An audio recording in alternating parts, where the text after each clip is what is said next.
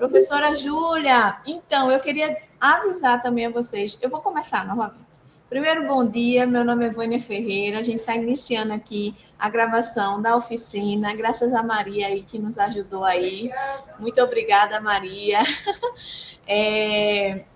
A gente teve o primeiro módulo ontem, que foi o módulo introdutório, né? Falando sobre o que é o movimento da ciência aberta, e a gente achava isso muito importante. A gente discutir isso, né, para que as pessoas pudessem entender o impacto da ciência aberta na ciência no mundo, né? O jeito de fazer ciência, de pensar ciência muda muito com o movimento. Quem não assistiu ontem, a nossa coordenadora Willy vai disponibilizar a gravação para você assistir o primeiro módulo, porque eu vi a professora Júlia falando, tem um amigo da gente aqui também no presencial que falou que não conseguiu assistir, e aí vocês podem assistir, tá?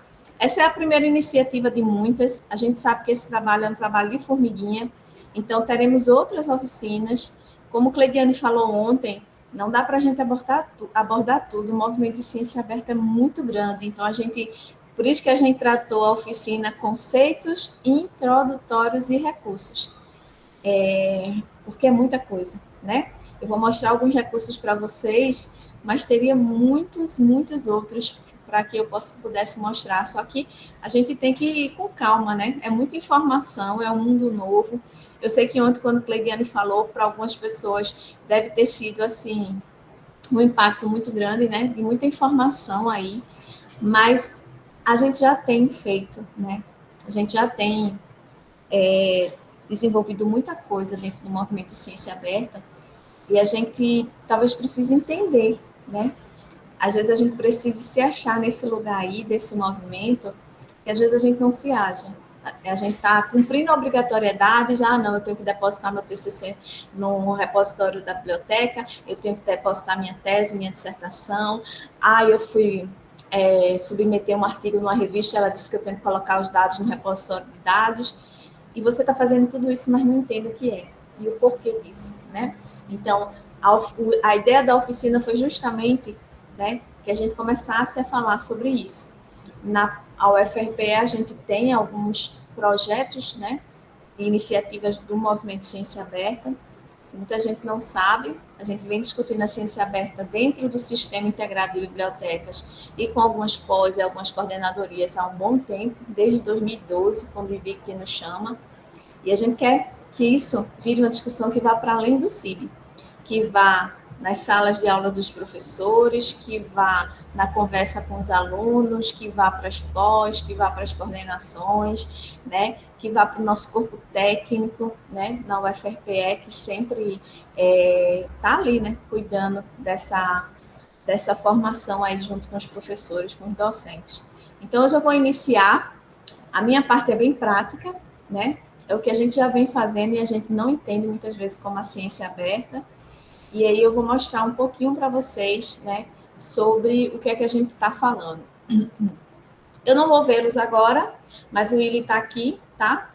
Eu sempre digo muito que eu prefiro as dúvidas no momento, tá?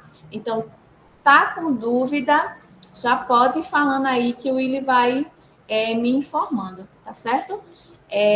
Eu não gosto muito dessa aula bancária que eu falo, ninguém fala mais. Eu gosto desse compartilhar aí. Então, se você tiver dúvida, fica à vontade. A gente vai falar hoje sobre alguns recursos da ciência aberta, que a gente também pode chamar de projetos e iniciativas. E aí a gente vai falar sobre repositórios digitais, portais de periódicos, Portal Brasileiro de Publicações e Dados Científicos em Acesso Aberto, que se chama OASIS-BR, que para mim é uma das maiores iniciativas do IBICT. Eu gosto muito do OASIS-BR, então sempre quando eu dou capacitação sobre pesquisa, busca e uso da informação, eu apresento ele para que os alunos da graduação, da pós-graduação, pesquisem e usem mais ele, porque é uma iniciativa muito bonita. Os pré-prints, o que danado é pré-print, né? Se eu tiver um pré-print, onde é que eu devo submeter? Repositório de dados, recursos educacionais abertos e licenças Creative Commons. Logicamente, a gente vai apresentar esses recursos para vocês, mas alguns a gente não vai conseguir se aprofundar. Eu vou dar um exemplo, a licença Creative Commons, eu teria que ter uma oficina só para ela, E a gente vai ter aí na terceira edição, né? Cleidiane, onde foi falar, eu já peguei ela, ó, já chamei ela. A gente também vai ter uma sobre direitos autorais com a professora Vildeane Borba. Eu já repassei aí para o Willy alguns convidados aí da próxima, da terceira edição. Então, fiquem de olho, viu? Que vai ter muita coisa boa, porque o Willy também já está vendo aí muita coisa boa. E aí, eu vou só retornar um pouquinho para o que a gente discutiu ontem, porque talvez tenham pessoas aqui que não estiveram ontem, né? E aí, o que é a ciência aberta, né? Aí, Costa e Leite, em 2019, diz assim: a ciência aberta representa uma renovada forma de produzir, divulgar e usar o conhecimento científico. Isso é muito interessante, porque o movimento ciência aberta, quando ele nasce, né, ele nasce na perspectiva da gente valorizar e intensificar ainda mais essa ciência colaborativa, né, onde eu disponibilizo os meus produtos de pesquisa, meus dados, né, e eles possam contribuir com a ciência no mundo, em qualquer lugar que esteja, né. E eu vou dar um exemplo para vocês. Nós temos o repositório da UFRPE e temos o portal de periódicos, né? Eu estou gestora do portal de periódicos da UFRPE desde 2012. E a gente tem uma aplicação do Google Analytics dentro do portal que me diz quais são os países que estão visualizando nosso conteúdo. E é tão legal porque a África é um país que visualiza muito nossas produções. Então, veja que legal, né? Eles pegarem alguns estudos que a gente desenvolve aqui para aplicar lá, né? E isso é a lindeza da ciência aberta, né?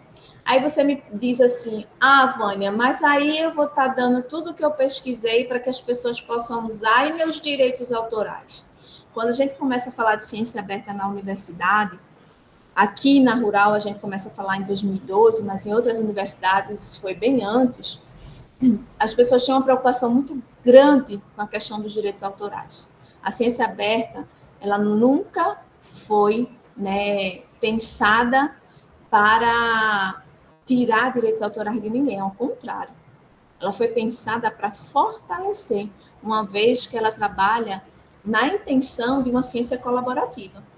Então, não é sobre você dar seus dados e perder seus direitos aí, de jeito nenhum, né?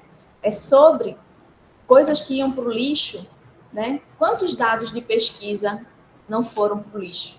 Quantos dados de pesquisa seu não foram para o lixo? Deixa eu dar um exemplo. Você fez questionários do seu trabalho de conclusão de curso, no seu TCC, na sua dissertação. Você jogou esses questionários depois no lixo? Eles poderiam ter servido para outra pessoa, né? Para outras pessoas analisarem esses dados aí. Você fez uma coleta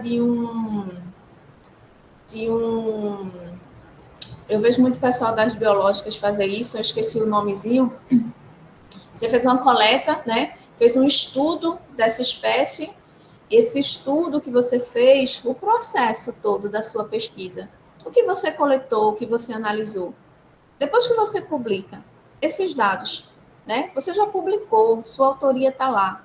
Esses dados podem contribuir para a pesquisa de outra pessoa, né? De repente, uma pessoa que está aqui na região, mas uma pessoa que está lá do outro lado do mundo também. Então, a ciência aberta, ela nasce nesse intuito. E no intuito também de quebrar uma hegemonia, né? Porque a gente sabe que a ciência, ela tem um avanço mais rápido em países desenvolvidos, né? Então, a gente gira ali em torno da Europa, dos Estados Unidos, e os países sul-americanos, né? Os países que não estão dentro, né, dessa bolha, eles têm muita dificuldade de dar visibilidade ao que eles fazem. Então, a ciência aberta, ela nasce nessa perspectiva. A ciência aberta como movimento dos movimentos, como a Bagley 2019 diz. E aí eu queria pedir perdão, porque assim, como bibliotecária, eu vi que eu cometi um erro aqui, e como a gente dá a oficina de ABNT, esse Costa Leite, a Bagley, não é mais em caixa alta, viu, gente? As normas estão aí atualizadas, perdão, porque isso aí já era um material que estava pronto, eu estou, na verdade, só reproduzindo aí. E aí, o Foster, né, tem uma definição que é a prática da ciência de tal forma que outros podem colaborar e contribuir, no qual os dados de pesquisa, as notas de laboratório e outros processos de pesquisas estão disponíveis livremente, em condições que permitam a reutilização, redistribuição e reprodução da pesquisa e dos dados de métodos subjacentes. Por isso que na ciência aberta, no movimento, a gente defende tanto essa abertura sem nenhuma taxa de cobrança. E aí, o movimento de ciência aberta, quando ele nasce, as grandes editoras que ganham muito dinheiro com a produção acadêmica, elas ficam muito revoltadas. Por quê? Porque isso quebra, né, o pensamento do ganho financeiro muito alto, né? Quanto não ganha o Elsevier, né? Quanto não ganham essas grandes editoras ProQuest do mundo acadêmico? O mundo acadêmico virou uma roda muito grande de fazer dinheiro, principalmente no que diz respeito a periódicos eletrônicos. Por quê? Porque você paga $1.000, $2.000 para publicar, e aí o movimento de ciência aberta vem e diz assim, olha, o que é feito dentro das universidades tem que voltar para a sociedade, sem custo, tem que ser aberto. Né? Se a gente pensar no nosso caso, Universidade Pública Federal, né, que é sustentada pelos impostos, né, dos cidadãos, então, como é que eu crio um periódico dentro da universidade pública e boto uma taxa de cobrança de 600, 700, R$1.000? É muito contraditório. E aí a ciência, o movimento de ciência aberta incomoda muito essas grandes editoras, né, que tem um modelo capitalista muito agressivo, né? Então, elas precisavam atender, né, entrar nessa coisa do movimento de ciência aberta, mas aí por isso que a gente tem via verde, via dourada, porque algumas, né, elas entenderam como isso impactou diretamente, logicamente, no ganho financeiro delas. E hoje a gente tem muito material de qualidade aberto aí para as pessoas sem nenhum custo. Entendendo isso, eu vou deixar aqui uma definição de acesso aberto, né, da Budapeste, que é onde inicia esse movimento do acesso aberto, né, a primeira conferência, onde a gente é onde os pesquisadores de área começam a pensar, né, sobre essa questão. E aí, o acesso aberto à literatura científica revisada por pares significa a disponibilidade livre na internet, permitindo a qualquer usuário ler, fazer download, copiar, distribuir, imprimir, pesquisar o referencial texto integral desses artigos, recolhê-los para indexação, introduzi-los como dados em software ou usá-los para outro qualquer fim legal, sem barreiras financeiras, legais ou técnicas que não sejam inseparáveis ao próprio acesso a uma conexão à internet. As únicas restrições de reprodução ou distribuição e o único papel para o direito autoral neste domínio é dar aos autores o controle sobre a integridade do seu trabalho e o direito de ser devidamente reconhecido e citado. E é sobre isso, não é sobre tirar direitos de ninguém. Quando eu compartilho um dado de pesquisa meu, quando eu compartilho meu trabalho numa revista científica de acesso aberto, eu não estou tirando o meu direito, né? Nem a integridade do meu trabalho, nem meu direito como autor, né? Ao contrário, o acesso aberto, ele defende e sempre vai defender. A gente faz ciência, né? A gente jamais pode pensar num movimento que usurpe o direito do autor, né? Então, eu acho que por muito tempo, quando surge, né, as primeiras discussões do movimento de acesso aberto na universidade, as pessoas têm esse grande medo, e não é sobre isso, tá? Tranquilo até aí, gente? Tranquilo? Alguém tem alguma pergunta? Vocês conseguem ver quando eu dou uma minimizada aí? Ou preferem maiorzinho? Eu vou botar assim, tá? E vou passando essa linha do tempo. Essa linha do tempo foi apresentada ontem e esses conceitos introdutórios também por Cleidiane, tá bom? E aí eu vou só dar uma revisada hoje. Esse movimento de ciência aberta, né, ele começa a discussão em Budapeste, e aí no início da década de 90, e aí ele chega no Brasil através da Cielo em 1998, tá? 2002, né, a Cielo ela lança a primeira iniciativa de acesso aberto. Em 2002, surge a BDTD, que antigamente também era chamada de TED, que são as bibliotecas digitais de tese e dissertações, que a gente também vai ver hoje. Em 2003, surge o sistema CIR, que é o sistema de editoração eletrônica, que hoje a gente usa um software chamado OJS. E aí, veja, o movimento da ciência aberta é uma coisa tão linda que as iniciativas surgem e a gente usa softwares livres também para elas. Então, o CI, ele é feito, né? E aí a gente hoje usa o OJS. O repositório, ele é lançado e a gente usa o DSpace, softwares livres, tá? Que normalmente eles são pensados e melhorados de forma colaborativa, entendem? Então, veja como o movimento é bonito, né?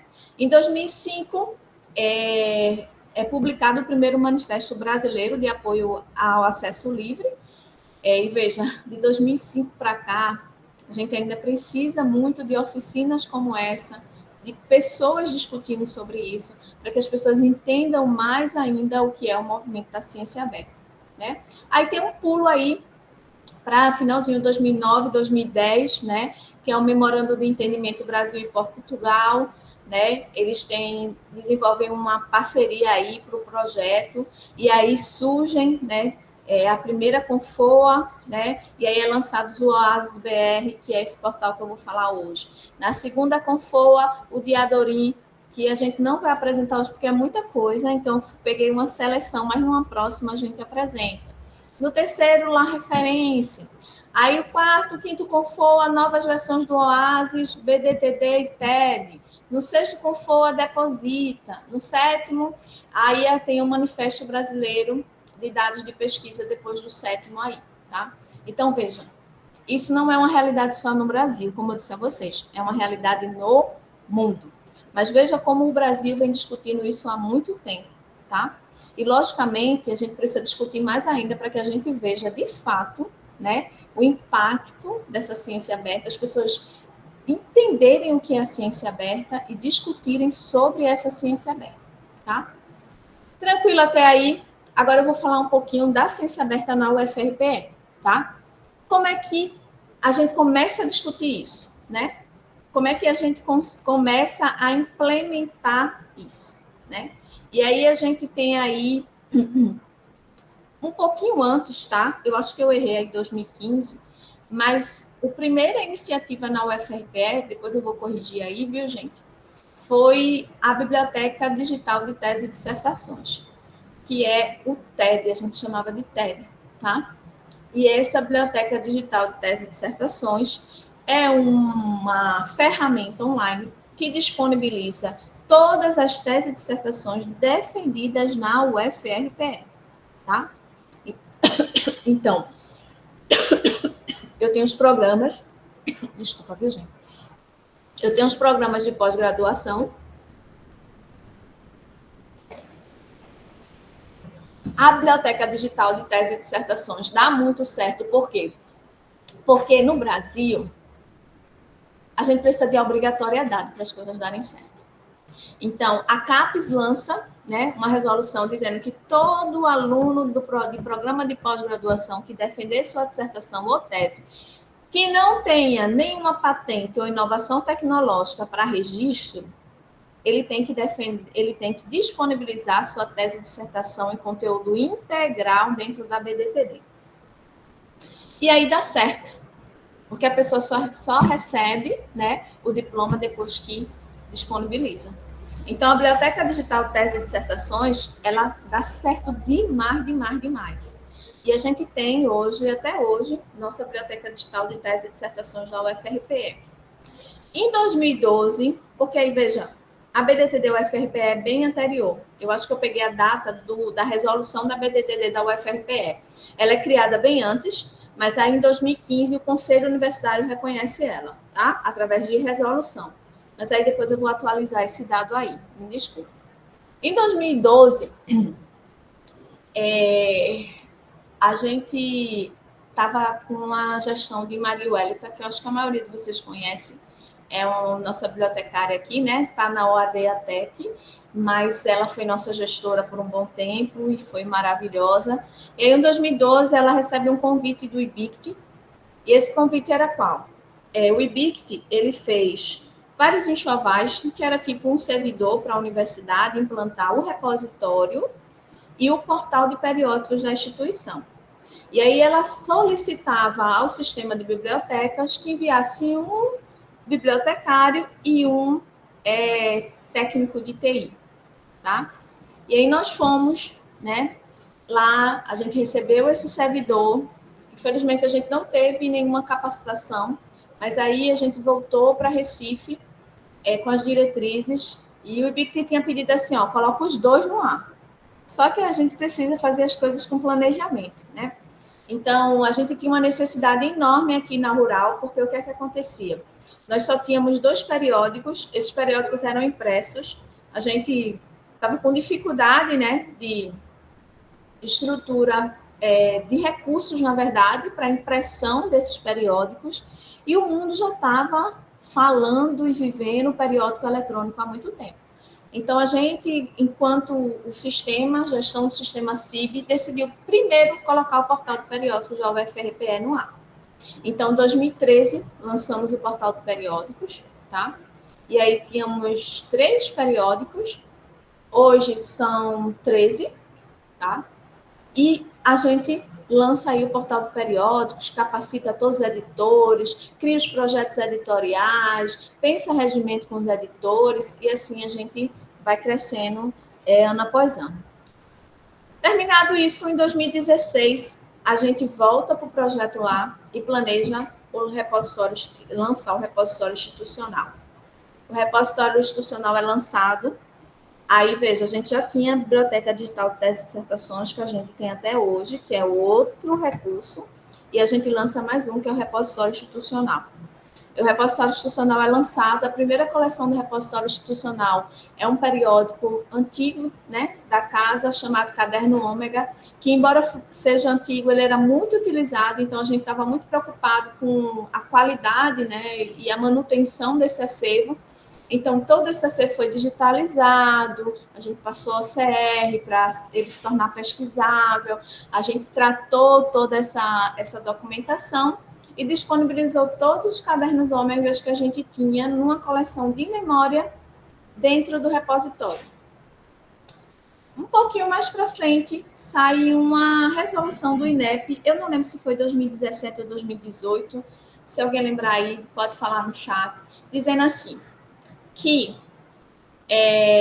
as avaliações do curso, aí tem um item lá que é da biblioteca, tá?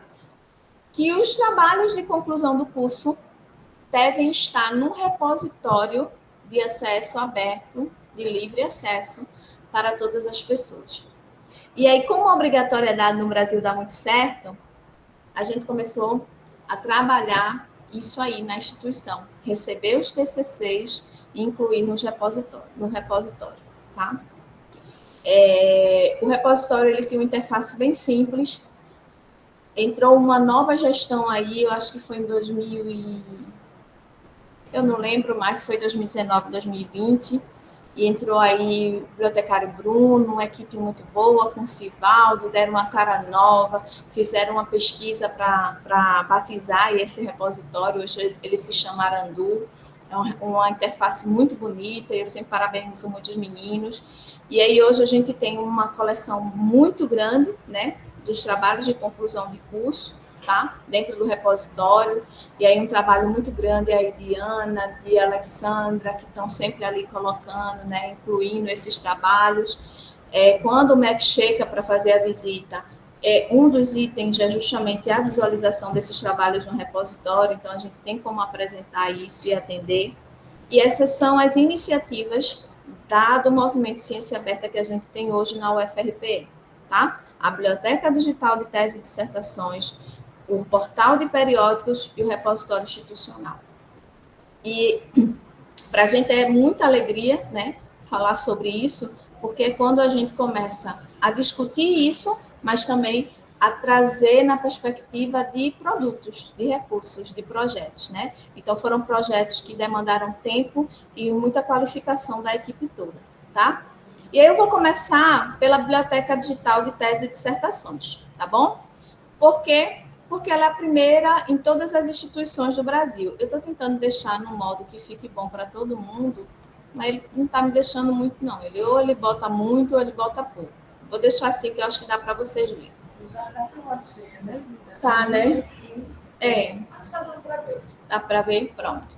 Então, ó, um breve histórico e definição.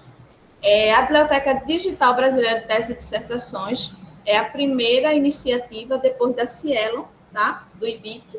Foi concebida e mantida pelo Instituto Brasileiro de Informação em Ciência e Tecnologia, que a gente fala tanto IBIC de IBIC, né? Mas é o Instituto Brasileiro de Informação em Ciência e Tecnologia, no âmbito do programa da Biblioteca Digital Brasileira, com apoio da financiadora de estudos e pesquisa, FINEP, tendo seu lançamento oficial no final do ano de 2002, tá? A BDTD é um portal que reúne e disponibiliza em acesso aberto os textos completos de teses e dissertações defendidas em instituições brasileiras de ensino e pesquisa, assim como teses e dissertações defendidas no exterior por brasileiros, tá? Então, vejam. A BDTD funciona da seguinte forma.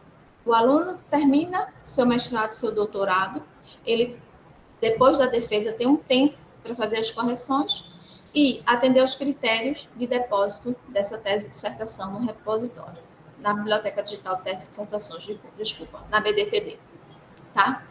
O que não vai em acesso aberto em texto integral para a BDTD? Justamente o que eu falei. Documentos patenteados ou que originaram alguma inovação tecnológica, algum software que precisa ser registrado. Esses casos, eles podem ter 2 anos aí para poder resolver essas questões legais e só depois que tiver tudo registrado, ser disponibilizado na BDTD, tá? Entendem que o movimento de ciência aberta é para proteger ainda mais os direitos autorais, toda essa questão, né? Então, a BDTD, ela funciona dessa forma. Se meu trabalho não tem nenhuma inovação, se meu trabalho não tem nenhuma patente, eu tenho que disponibilizar em texto integral. E veja como é importante, porque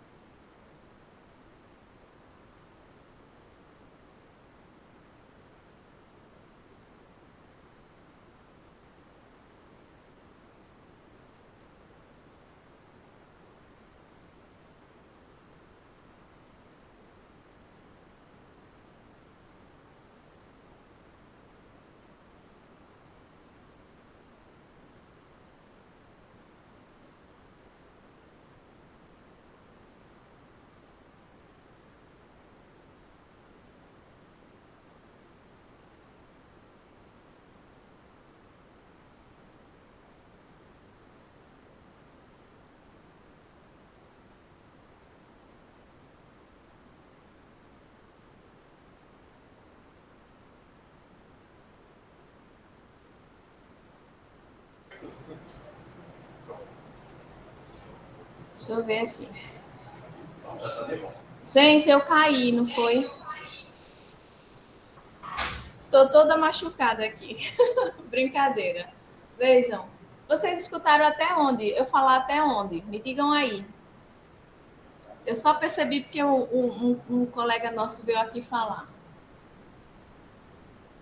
Até onde eu falei, mais ou menos? Foi agorinha, Vânia. Você pode continuar. A queda foi muito rápida. Foi muito Então, você já rápida? voltou imediatamente. Foi. Ai, que bom, então. Que coisa Pode boa. continuar, tá certo? Pronto. Vou só Isso. compartilhar aqui novamente. Obrigada, Maria. Pronto. Deixa eu compartilhar aqui. Deixa eu ver.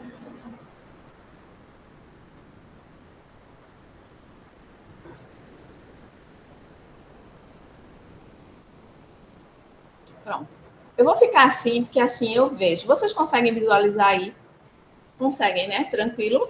Eu não vou para outra tela, não. Quando eu for passar, aí eu passo. E aí, vejam. Eu estava contando para vocês que em 2019 eu fui, defendi minha tese, né? E já depositei lá na no repositório da Universidade Federal do Rio Grande do Sul.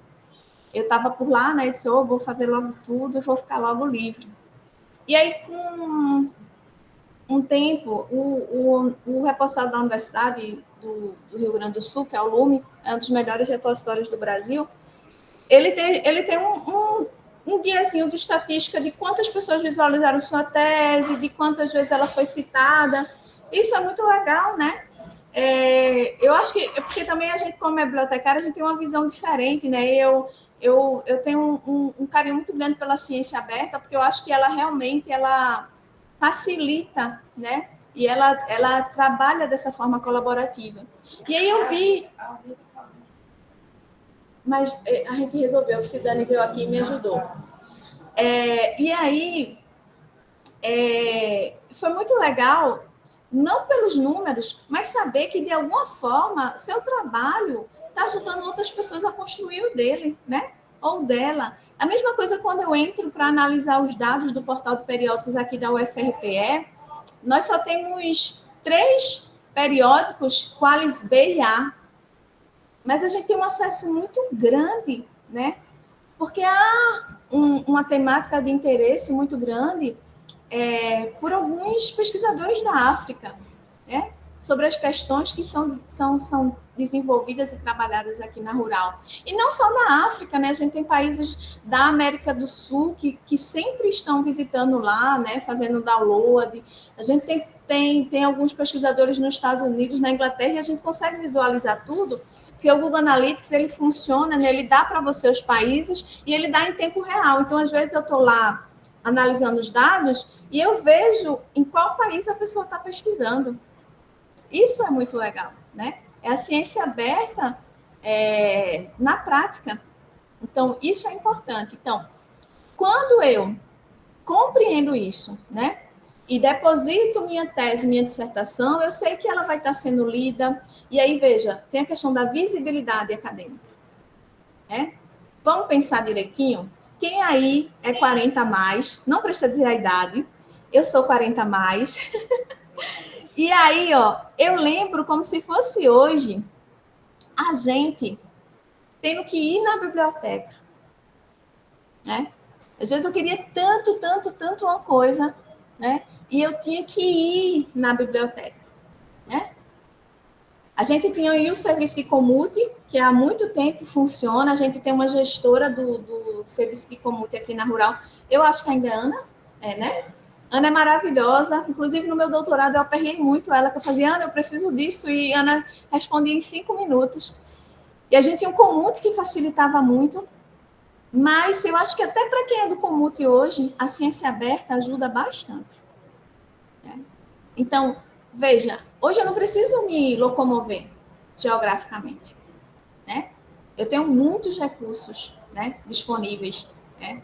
Eu sempre brinco muito em sala de aula com meus alunos, que eu digo assim a eles, quando eu passo algum trabalho de pesquisa, né? Eu digo, olha, a gente tem muita coisa boa e muitos locais de confiabilidade, e mesmo assim, os alunos ainda morrem no Google, né? É o Google para tudo. E eu não sou contra o Google, mas é porque o Google dá do luxo ao lixo.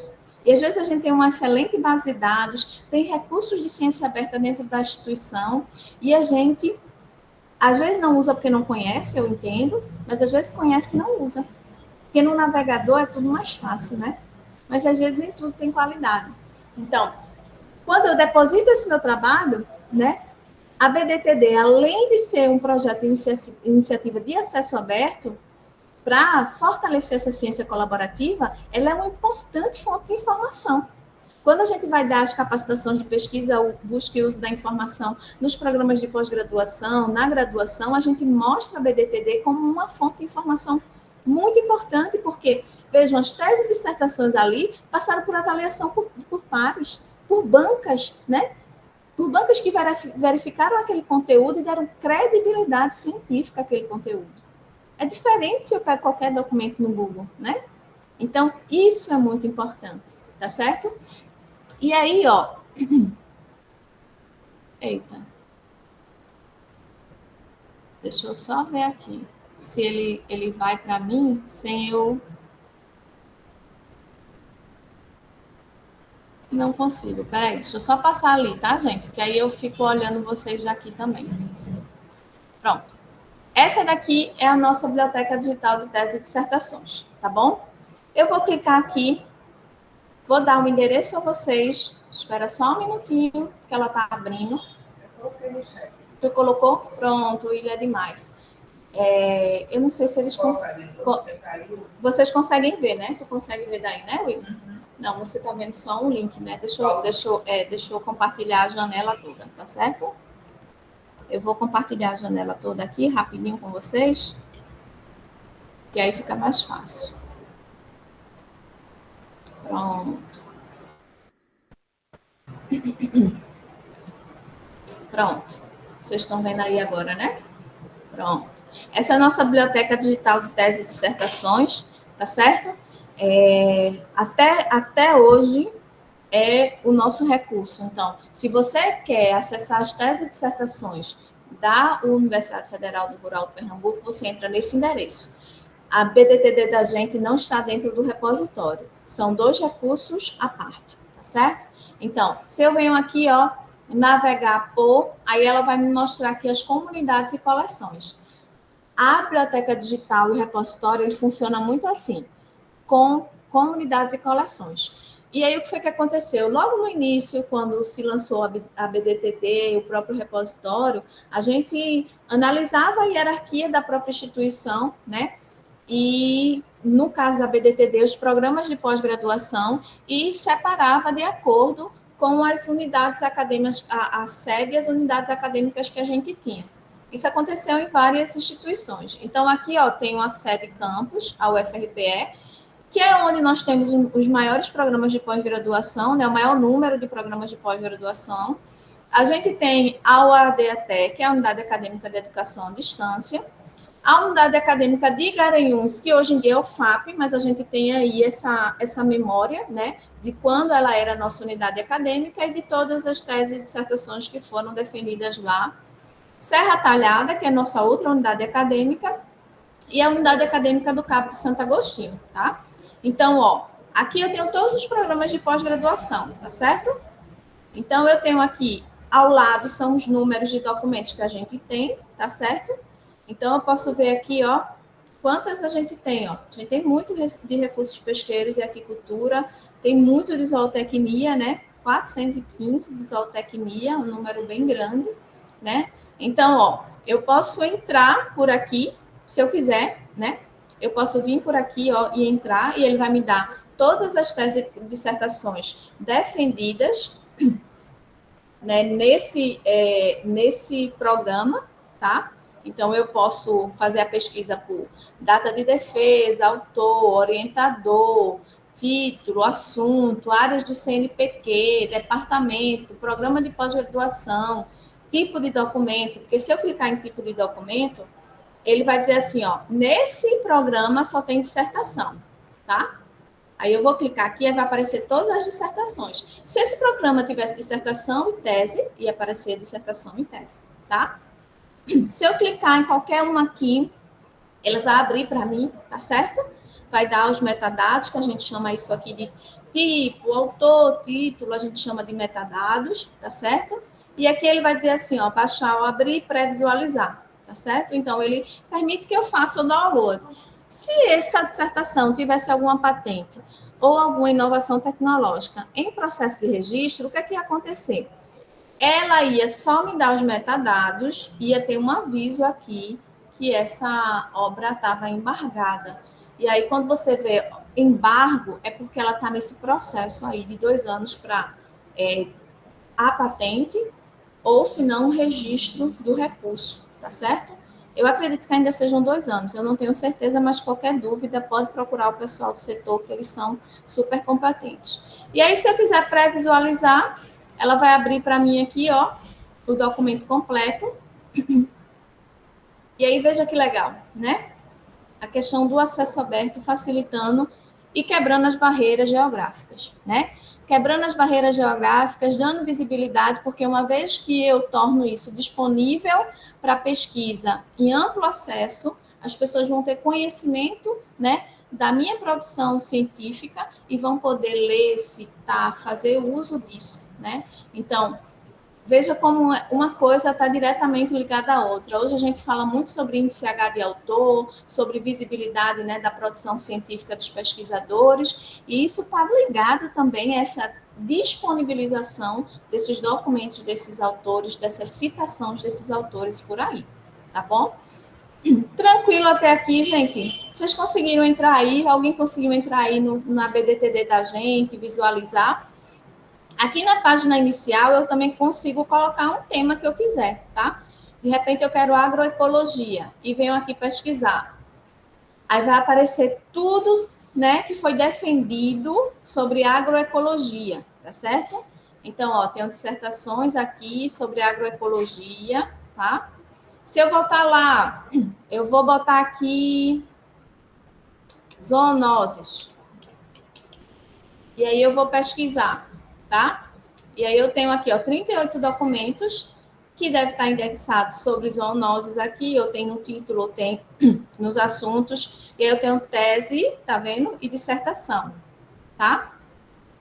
Aí sempre diz a data de defesa, o título, o autor, o orientador, o programa e o tipo de documento, se é uma tese ou dissertação. Eu acho que a maioria de vocês sabem usar aqui, mas eu só estou mostrando para de repente alguém não saiba, e aí ver isso também como um recurso, uma fonte de informação muito importante nos nossos dias aí, né? A gente saber. Vou tentar o programa de pós-graduação da UFRPE. Já dei uma olhadinha nas teses e dissertações defendidas aqui, né? Isso é tão importante quando a gente está pensando o tema que a gente vai elaborar o projeto para tentar um mestrado e um doutorado. O que já foi defendido sobre esse tema na instituição? Porque, veja, eu sempre digo, né, que a gente não inventa mais a roda já foi inventada, mas a gente precisa dar um novo olhar para essa rotação aí da roda. E aí é muito importante, quando eu estou pensando em criar o meu projeto para tentar o mestrado e doutorado, ver o que já foi definido na instituição sobre esse tema, né? Para que eu possa trazer um novo olhar, para que na hora da minha banca de defesa do projeto, eu possa até dizer, olha, eu vi que já foram definidos isso e isso aqui sobre o tema, mas eu queria trazer uma nova perspectiva dentro da instituição, né? Eu queria falar sobre esse tema nessa perspectiva, que eu vejo que é diferente dessas outras que foram defendidas aqui. Veja que coisa bonita, né? A gente já vê aí nessa perspectiva que é uma pessoa que estudou, né? Que é uma pessoa que se debruçou, que é uma pessoa que foi olhar, né? Então, é um recurso e uma fonte de informação muito importante, né? E que a gente pode fazer usufruto não só para citar, mas também para outros olhares como esse aí do projeto. Tranquilo até aqui, gente? Tudo bem aí? Então, vou voltar aqui, tá certo? E aí, essa aqui é a BDTD da UFRPE, tá? E eu mostrei aqui, a gente tem hoje 5.221 documentos entre tese e dissertações. E aí, lembra, BDTD é só tese e dissertações. Eu não tenho nenhum outro tipo de publicação, só tese e dissertações, tá certo?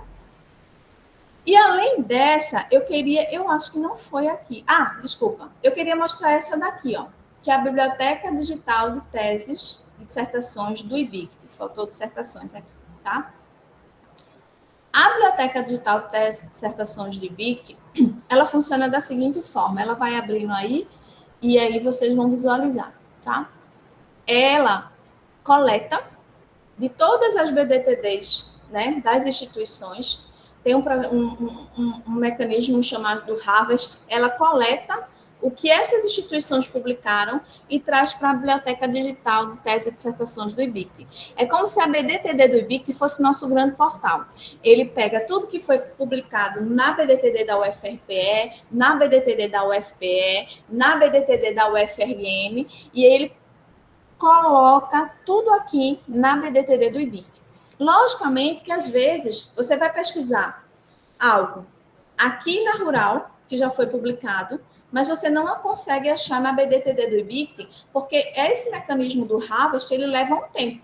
Então, muitas vezes, aqui, você pesquisando direto na Rural, você consegue visualizar tudo mais, assim, atualizado, né?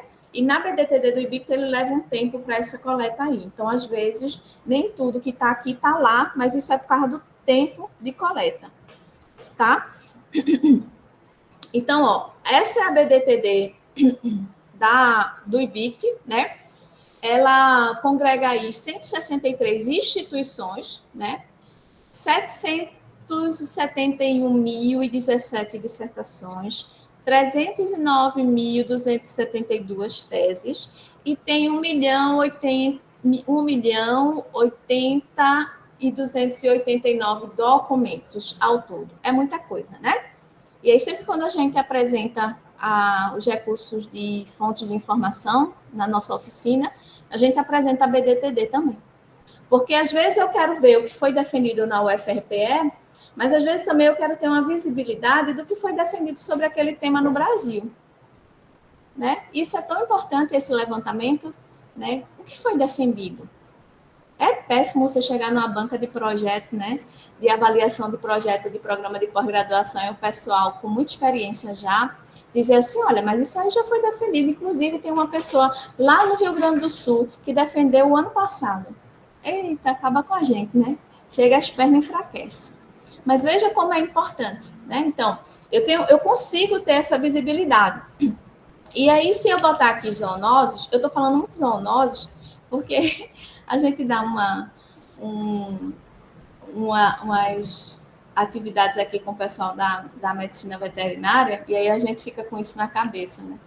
Então, ó, se eu colocar aí zoonoses na BDTD do IBIC, eu não vou ver mais só o que está na rural. Eu vou ver o que foi defendido no Brasil todo, dessas 163 instituições aqui que fazem parte da BDTD. Tá certo? Ele tá levando um tempinho, porque tá um pouquinho lento.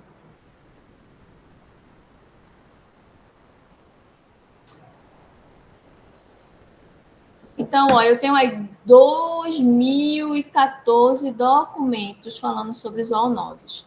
E aí ele sempre dá esses campos aqui, ó, acessar documento. Quando ele diz assim, acessar documento, ele vai lá para a BDTD, de onde aquele documento foi submetido da instituição, tá certo?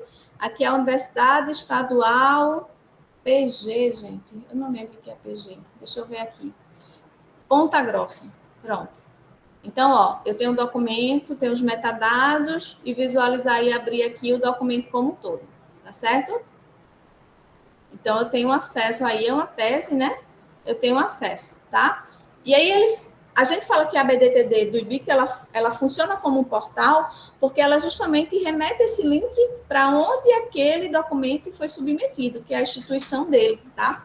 Aqui do lado, ó, eu tenho como refinar a pesquisa. Se eu quisesse ver só o que foi defendido na USP, na Fiocruz, na Universidade Federal do Rio de Janeiro, eu tenho como vir aqui fazer isso. As bases coletadas é justamente o que eu falo para vocês. A BDTD do IBIC, ela vai lá e coleta de todas essas instituições, né, que fazem parte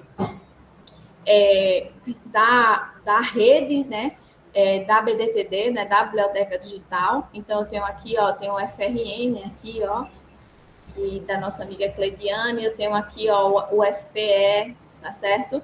E aí ele vai me mostrando várias instituições, tá? Se a gente acha da gente por aqui, deixa eu ver se a gente acha o FRPE aqui.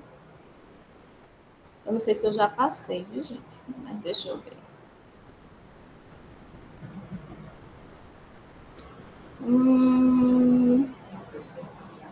Talvez eu tenha passado. Eu tô indo tão rápido, né? Que eu não consigo nem... Deve estar por aqui, viu, gente? O FRN... Eu não estou conseguindo ver agora, mas ela tá... mas nós estamos por aqui, tá certo? Então, é isso que acontece, tá? Eu tenho outros refinamentos também. E aí ela está dizendo assim, ó, Open Access, quer dizer, acesso aberto, 2.008 documentos. Mas também nesse aqui, ó, embargado 6, provavelmente esses documentos aí estão no processo ou de patente ou de registro de algum software, de alguma inovação tecnológica. Esses eu não consigo abrir o documento no todo, tá? E essa proteção que a ciência aberta dá, né? Não é sobre usurpar direitos, né? Ao contrário, é sobre fortalecer. Imagina que depois que passar por esse processo de patente, de registro, esse autor ali, além dos direitos da sua tese, tem direitos sobre o produto, né? Então, ó, eu tenho aqui, ó, esse agente de controle, e aí, ó, ele vem aqui e ele não vai me dar acesso ao documento como um todo. Esse acesso documento 1 e documento 2, às vezes é a capa, ao resumo, tá? Daquela obra ali, porque ele não dá o acesso todo, né? Ele só dá o acesso restrito, porque é uma obra que está nesse processo aí. Está demorando a abrir, mas eu vou só explicar aqui, ó, que eu também posso por ano de publicação. A gente fala muito dentro dos programas de pós, né? Tem alguns pesquisadores que dizem assim, pesquisa os últimos 5 anos, os últimos 10 anos, vê o que é que de interessante tem nessa temática. Então, eu posso vir aqui e fazer esse refinamento. Está demorando a abrir, eu vou continuar, tá certo? Só para a gente não passar da hora. Então, ó, Biblioteca Digital de Tese e Dissertações e a Biblioteca Digital de Tese e Dissertações da UFRPE, ok, tá bom? Depois que surgem as BDTDs, que são as Bibliotecas Digital de Tese e Dissertações, é lançado também um repositório institucional, tá?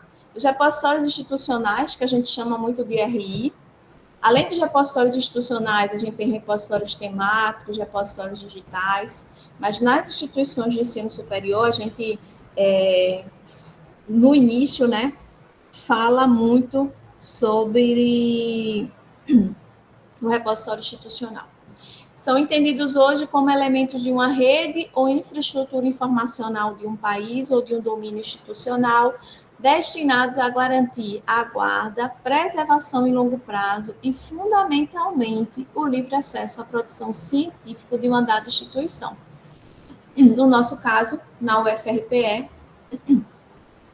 a gente hoje, né, reúne a produção intelectual da UFRPE, a gente disponibiliza esses documentos, né, trabalhos de conclusão de curso, de graduação e especialização, acervo fotográfico dos reitores, periódicos Caderno Ômega, livros publicados pela editora universitária. Vejam que as teses e dissertações não estão aí porque a gente tem o nosso espaço, que é a Biblioteca Digital de Tese e Dissertações. Então, se eu for no repositório da UFRPE, eu vou encontrar somente os trabalhos de conclusão de curso de graduação e especialização. O acervo fotográfico de reitores, que é organizado pela nossa querida bibliotecária Conceição Martins, que trabalha no Núcleo do Conhecimento. Então, se você quer conhecer um pouquinho da história da Rural, você vem aqui na biblioteca, ou senão você acessa ao repositório. Eu acho que a gente já tem 3 reitores lá, se eu não estiver errada, a Conceição me corrija aí, com algumas fotografias disponíveis. Mas eu acho que sempre o presencial é melhor ainda, porque Conceição é uma mulher com muito conhecimento e que contribui muito com a preservação da memória da instituição. Periódico do Caderno Ômega, que foi o que eu falei, nosso primeiro projeto para o repositório. É um caderno muito bonito, eu não conhecia, né, enquanto técnica da universidade. E aí eu vi muitas produções aí do início, né, de pesca, de medicina veterinária, da própria educação. E é um caderno que até hoje os pesquisadores da casa procuram, sabe, como fonte de informação. E os livros publicados pela editora universitária, a gente tem alguns livros que foram publicados aí, que a gente trouxe para o repositório também, para dar visibilidade. Esse é o nosso repositório. Ele está com essa cara linda aí, que foi um trabalho muito bonito que Bruno, Mário, que são nossos bibliotecários, e Sivaldo, que é nosso secretário executivo, mas ele é tanta coisa junto, sabe, que eu até acho pouco falar que ele é secretário. Sivaldo é aquele garoto prodígio, sabe, que a gente tem aqui no CIB e a gente espera ter por muito tempo, porque ele é incrível. E ele, junto com o Mário e Bruno, fizeram uma coisa linda. Aí o repositório da gente é bem bonitão. Agora eu vou clicar aqui para abrir, tá?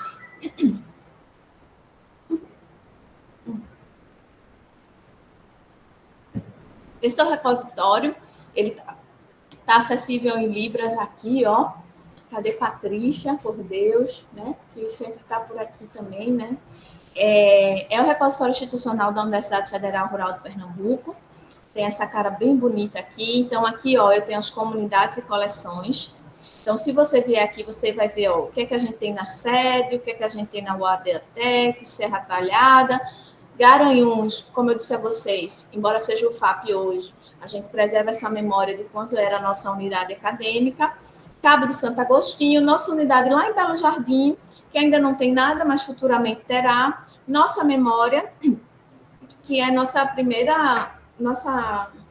primeiro projeto, na verdade, né? Ele vem para cá. A editora universitária, a gente tem 102 livros, e as cátedras da UFRPE, tá? Então, se você vir aqui, ó, a Universidade Federal Rural de Pernambuco, você vai ver lá os resultados aqui, ó, que são todos os trabalhos de conclusão de curso, tem 3.983.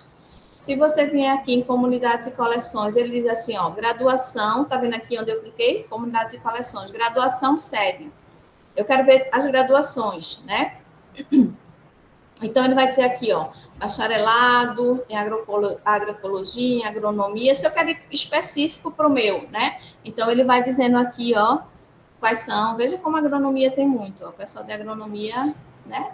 Aí tem aqui, ó, economia doméstica, ciências biológicas, e no final aqui eu tenho as licenciaturas, medicina veterinária, que sempre tem uma quantidade boa, licenciatura em pedagogia, em química, então eu consigo visualizar pela coleção, pela comunidade, pela coleção, e também consigo visualizar a pesquisa no todo, né? Eu quero isso e ele vem para cá. Se eu voltar lá, ele vai me dar essa pesquisa aqui, ó, que é uma pesquisa geral. Eu também posso usar ela, tá certo? A pesquisa geral. Eu posso buscar no repositório por data, por autor, por título, né? Hoje o repositório institucional da UFRPE, ele tem aí 6.826 documentos, um trabalho muito bonito, né? Do pessoal, com os departamentos de graduação também, né? Que entenderam a necessidade desse trabalho de conclusão de curso ser disponibilizado no repositório, né? Atender uma exigência do próprio INEP. E tem um guia, tá? Do repositório, falando sobre como nasce esse repositório, qual a missão, falando da equipe também, que são essas pessoas aqui, ó, que hoje fazem parte dessa equipe, tá? Como depositar, estou lá, fiz meu trabalho de conclusão de curso, defendi na banca, e agora, como é que eu deposito? E aí ele vem para cá e diz aqui, ó, o que você precisa, dá todo o passo a passo, ele direciona vocês para a nossa página no CIB, que também é uma página muito bonita, e é muito didática, sabe? Tem informações sobre tudo que a gente desenvolve aqui no CIB, é uma produção também do nosso querido Sivaldo aí, e tem todas as informações. Sivaldo, junto com Iliana, coloca tudo bem direitinho, e isso facilita muito a vida do usuário, tá certo? Então, vou voltar lá para o Arandu. Esse é nosso repositório institucional. Isso quer dizer o quê, Vânia? Isso quer dizer que essa iniciativa do projeto do Movimento de Acesso Aberto, a gente entendeu o repositório como um projeto. A gente cria o projeto, o repositório como um projeto, a gente disponibiliza na instituição, a gente sensibiliza a instituição para entender o que é a ciência aberta e a importância desse repositório. Vejam, há anos atrás, acho que 2015 mais ou menos, nossos reitores participaram de uma reunião com vários reitores, e aí teve um reitor, que eu não lembro qual foi, que disse assim, não, porque agora a gente tem um repositório. E aí eu lembro que nosso reitor na época, nosso vice-reitor fez assim, ligou para a nossa diretora e fez assim, Wellington, a gente tem repositório? Ela disse, tem, professor, e faz tempo. E aí, veja, o repositório naquela época, ele estava ganhando um status muito maior, porque tinha saído a resolução do INEP, né? E tudo que gera obrigatoriedade gera uma discussão e as pessoas começam a aceitar melhor.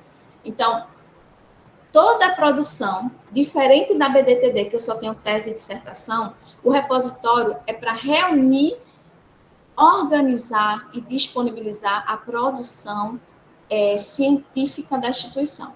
Então, por isso que, diferente da BDTD, que eu só tenho tese e dissertação, aqui eu tenho livro, aqui eu tenho fotografia, aqui eu posso ter vídeo, posso ter áudio, eu posso ter recurso de aprendizagem, aqui eu posso ter um mundo, né? Logicamente, tudo que a universidade tem vem para o repositório? Não. O repositório ele tem que ter uma política para justamente dizer, olha, o que é que vai para o repositório e o que é que não vai. Se ele tem uma missão, o que vai para o repositório tem que dialogar com essa missão dele, entendem? Então, esses são os documentos que a gente tem no repositório hoje, tá? E aí, olha, cada instituição tem seu repositório. Como vocês viram lá na BDTD, eu tenho várias BDTDs de várias instituições, repositório também. Se você for lá, o repositório da UFPE tem... A UFPE tem um repositório dela, a UFRN tem um repositório dela, tá? Então, eu tenho vários repositórios. Diferente da BDTD, que eu tenho um portal que reúne todos, o repositório não, tá? Eu clico no repositório da minha instituição. Se eu quero conhecer o repositório da UFPE, eu vou no repositório da UFPE. Eu não tenho algo feito a BDTD que consegue reunir todos a biblioteca de tese e dissertações, tá? O repositório não funciona assim. E aí, o próximo, que eu gosto muito, é o portal de periódicos.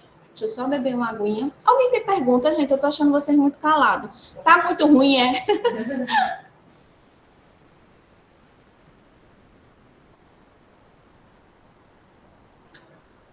E aí, ó.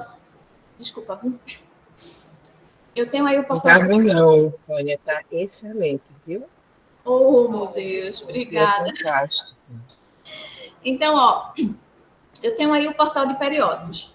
De acordo com Silveira é uma grande bibliotecária lá da Universidade Federal de Santa Catarina. A Universidade de Santa Catarina foi uma das primeiras a trazer o SI, né, que era o Sistema de Editoração Eletrônica, para o Brasil, e também de trabalhar depois o OJS. Então, eles têm um conhecimento muito grande. Eu tive a graça de fazer alguns cursos com eles, de conhecer os professores de lá, a professora Úrsula Blattmann, as bibliotecárias de lá também, pessoas com quem eu troco ideias, e ela é uma grande estudiosa da área, e ela, eu não lembro se foi o mestrado ou o doutorado dela, foi sobre os portais de periódicos no Brasil, e a questão do acesso aberto também.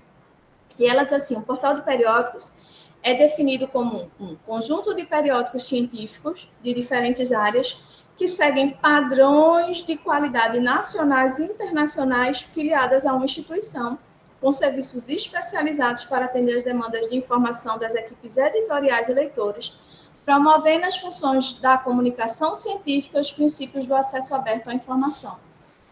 Em 2012, quando a gente foi para o IBIC receber o servidor, né, para trabalhar, para lançar o portal de periódicos e o repositório na UFRPE, a gente entendeu que a gente precisava de uma capacitação. A gente chamou a professora Jaqueline Cunha, da UFRN. Ela veio para cá, passou uma semana com a gente e com o pessoal da STD hoje, né, para nos capacitar, mostrar como é que instalava o software, como é que configurava o software, como é que a gente ia trabalhar, o que era o serviço do portal de periódicos, que não era só a gente disponibilizar esse periódico, mas que a gente entendesse o que era a editoração, o que é um periódico científico, o que é que ele deve ter, como é que a gente capacita editores, como é que a gente capacita o corpo editorial, o editor-gerente, avaliador. E o portal de periódicos da UFRPE, como assim outras instituições, ele funciona dessa forma. A gente tem um portal hoje com 13 periódicos. Quando tem algum professor interessado, normalmente, para você disponibilizar, criar uma revista dentro do portal de periódicos da UFRPE, precisa ter um professor, né, vinculado à UFRPE. Então, ele manda para a gente um projeto editorial, a gente manda para ele um modelo de projeto editorial, ele faz o projeto editorial dessa revista, a gente diz a ele, explica a ele o que é o projeto editorial, se ele não souber. Ele envia para a gente tem uma comissão que avalia esse projeto editorial para ver se está de acordo com nossas políticas. E aí, esse projeto editorial é aprovado, a gente junta toda a equipe editorial, capacita eles dentro tanto do conceito do que é um periódico científico, né, de quais são as funções, de como desenvolver isso, quanto a gente vai com eles até eles publicarem o primeiro número dentro do software que se chama OJS, que é editoração eletrônica. Feito isso, a gente vai acompanhando, né, dando algumas capacitações sobre boas práticas editoriais, sobre como indexar esses periódicos em bases de dados internacionais, conceituadas, a gente vai acompanhando esse processo, tá? Então, o portal de periódicos da UFRPE hoje disponibiliza 13 periódicos das ciências agrárias, ciências humanas, ciências sociais e ciências exatas. Ele tem aproximadamente 35 mil visualizações por mês de pessoas em diferentes partes do Brasil e do mundo. E é uma iniciativa da Ciência Aberta. A gente colocou, né, dentro na nossa resolução que nenhum periódico da UFRPE pode cobrar nenhuma taxa, seja para submissão ou para leitura, tá? Esse é nosso portal, eu vou clicar aqui para vocês visualizarem, tá? Ele vai demorar só um pouquinho. O povo daqui é lindo, viu? Olha, recebi uma pastilhinha aqui, tá vendo? Minha equipe é muito boa. A equipe de Willy, na verdade, é muito maravilhosa. Então, ó, esse é nosso portal de periódicos, tá? A gente tem aí os anais da Academia Pernambucana de Ciência Agronômica, que foi um dos primeiros a entrar com a gente quando a gente iniciou o projeto aí do portal de periódicos. A gente tem uma gratidão enorme à Academia Pernambucana de Ciência Agronômica, inclusive, né, eles nos ajudaram a fazer a nossa primeira identidade visual, sempre estão conosco. E a gente sempre coloca o qualis dos periódicos. A gente tem o periódico que esse BJAS, Brasília Journal Agroecológico, ele é um periódico da UFAP, mas como eles ainda eram unidade de Garanhuns, eles ficaram com a gente, e a gente está dando esse tempo aí para depois eles serem migrados para o portal da UFAP. Educação em Transformação, que também é da UFAP, ele vai ser migrado para lá. Encontros de Vista, em Teoria de Serra Talhada. A GEAP é daqui, e é um periódico Qualis A4. Eu sei que o Qualis está mudando, algumas pessoas devem estar falando aí, mas por enquanto é o que a gente tem usado, tá? Até sair o novo. Esse periódico é da pós-graduação de Controladoria, Management Control, Mandacaru, tá? É um periódico recente, ele não tinha passado ainda pela avaliação Qualis. A revista Caboré também, que é o pessoal de Ciências Sociais. Revista Cadernos de Ciências Sociais, que é Qualis B4. A Redequim, que é a revista Debates em Ensino de Química, que é a A3, tá? A GEAMA B1, Ciências Ambientais e Biotecnologia, e Medicina Veterinária B2, tá? E aí a Medicina Veterinária é uma das revistas mais antigas daqui, e ela, na verdade, tem esse quadro de B2, ela já devia ter mudado, porque ela passou um tempo aí grande, sem ninguém gerenciando. Mas mesmo assim, depois que ela voltou, ela não perdeu o quadro de B2, que para a gente foi uma grande surpresa, mas ao mesmo tempo não, porque a gente sabia que tinha um conteúdo aí muito importante, né? Um conteúdo muito rico, né? Então, por isso que eles conseguiram continuar com esse quadro de B2, que não é um quadro ruim, né? Acho que a gente sabe que futuramente eles estarão bem melhor. Se você quiser acessar qualquer revista, é só clicar aqui, ó, acessar a revista. Se você quiser publicar na revista, você vem aqui em sobre submissões, e aí você vai ver, ó, quais são os critérios para você submeter nesse periódico, tá? Eles dizem bem grandão, que eu acho isso aqui lindo, tá certo? Não cobra, tá? Não cobra, tá certo? Aqui são as bases de dados que eles são indexadas. Para vocês terem uma ideia, a medicina veterinária é indexada nas Scopus, e mesmo esse tempo que eles ficaram longe, eles não deixaram de ser indexados nas Scopus. Então, do AJ, Google Escola, preservada na Cariniana, no diretório Latindex, o OASIS BR, que eu vou falar daqui a pouco, tá? Então, eu fico muito feliz aí pelo portal de periódicos da UFRPE. É uma grande iniciativa, assim como o repositório, como a BDTD, né? É muito bom saber que a Rural está dentro dessa discussão, está criando recursos e produtos dessa discussão e fortalecendo a ciência, não só no nosso estado, como no Brasil e no mundo aí, tá? Tranquilo aí, portais periódicos. Vânia, quero conhecer outros portais de periódicos no Brasil.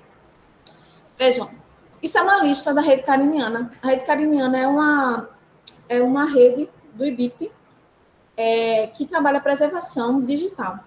E aí a gente também está dentro dessa rede, preservando os periódicos, né, da universidade. Eles têm um sistema chamado LOCS, de preservação digital, e a gente participa dessa rede aí já faz muito tempo. Por quê? Porque a ideia de preservação digital é que a gente tenha várias cópias em vários lugares diferentes. Para não acontecer, feito aconteceu com tantas instituições de memória do nosso país, né, que sofreram ataques aí incêndios, servidor, perde tudo, e a gente perde a memória da instituição. Então, hoje a gente tem cópias desses periódicos preservados nessa rede. Deus o livre, dá alguma coisa no servidor da Rural, socorro, vamos ali, que o IBIC está guardando para a gente, isso é muito importante.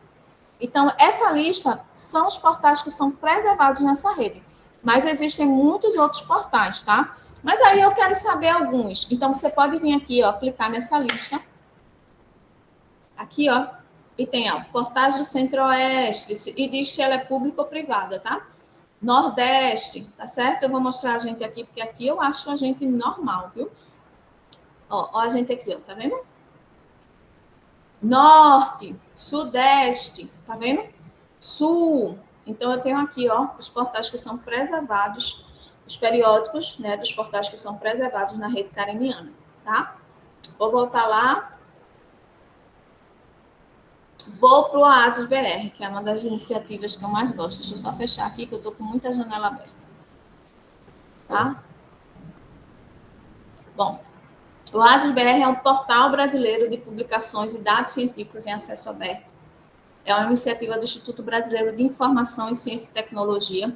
Vocês veem que o IBIC trabalha muito, né? Às vezes eu fico com raiva deles, brigo porque eles não dão capacitação a gente, mas depois eu paro e repenso, porque eles trabalham muito e eles têm um papel fundamental no movimento de ciência aberta no Brasil. O IBIC ele cria o Oasis na mesma perspectiva da BDTD. Lembra que a BDTD ele coleta das várias BDTDs nas diferentes instituições? O Oasis BR faz a mesma coisa, ele tem um Harvest que coleta todos esses documentos de dentro das BDTDs e dos repositórios. Vê que legal. Quando eu disse assim, não tem uma BDTD só para juntar os repositórios. Não, mas tem um Oasis que faz isso. Ele consegue congregar tudo das BDTDs e dos repositórios dentro e tudo que foi publicado em acesso aberto em diferentes recursos, seja na BDTD, no repositório, ele consegue unir dentro do Oasis BR. Então, veja que riqueza é você ter tudo num portal, congregando tudo isso num portal, né? Por isso que eu faço tanta questão de, quando eu vou dar capacitação, eu falar sobre o Oasis BR como uma grande fonte de informação para as publicações de acesso aberto no Brasil. Porque lá você encontra uma diversidade de documentos e aí me entristece muito. Alunos ainda estarem no Google, sabe? Porque essas instituições que produziram esses documentos, elas têm uma confiabilidade acadêmica, né? Então, é importante isso.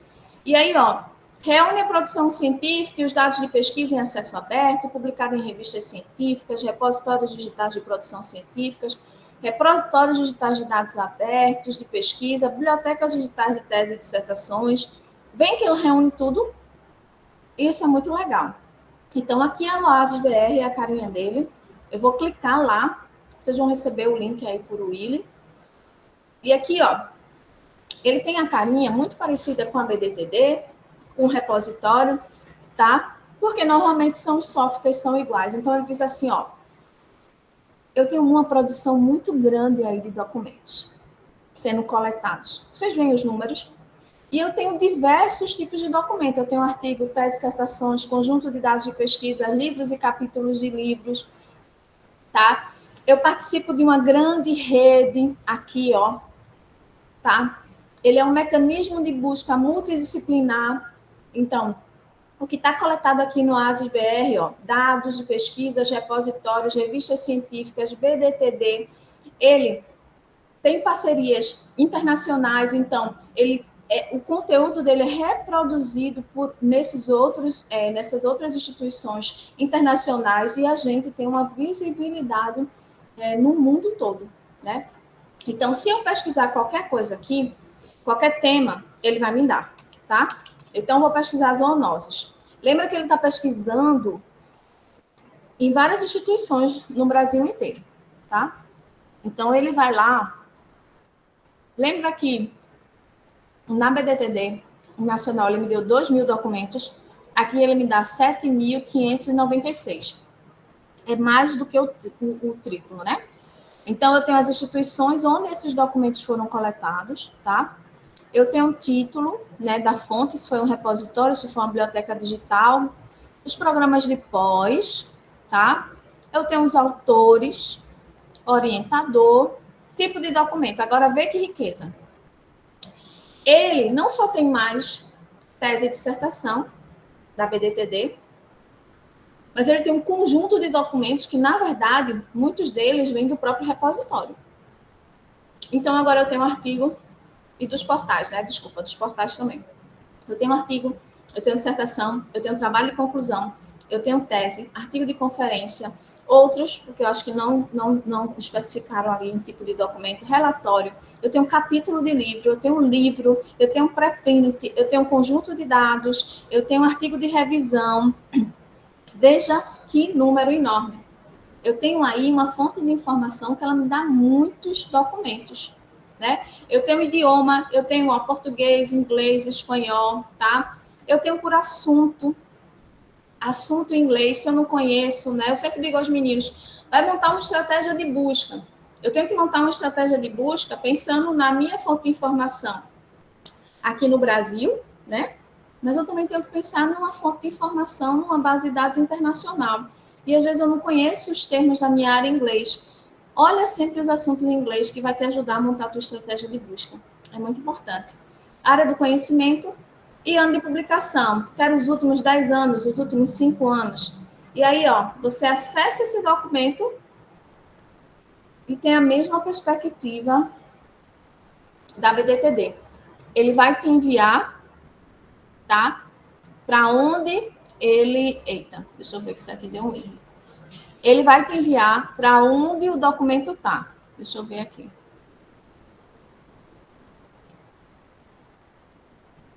Pronto. Esse é um artigo, tá? Ele está dentro desse periódico chamado Arquivos Médicos, que é da Santa Casa de São Paulo, tá? Então, ó, ele me deu o documento aqui, tá? Aqui é os downloads, ó. Esse documento já foi bem baixado aqui, ó. Tá vendo? Agosto foi 155, setembro um pouquinho menos, tá? Ele diz os autores, o PDF do documento todo, e eu consigo abrir aqui e baixar esse documento, tá? E aí, veja que grande iniciativa, né? Eu sempre digo muito quando eu vou dar. Isso aqui é uma das maiores iniciativas. Veja, o ASIS-BR hoje só é possível porque o IBICT criou uma BDTD um dia, criou repositórios, né? Criou portais, né? Através da contribuição conjunta das instituições. E aí hoje é possível a gente ter um portal que reúna tudo isso. Criou os repositórios de dados.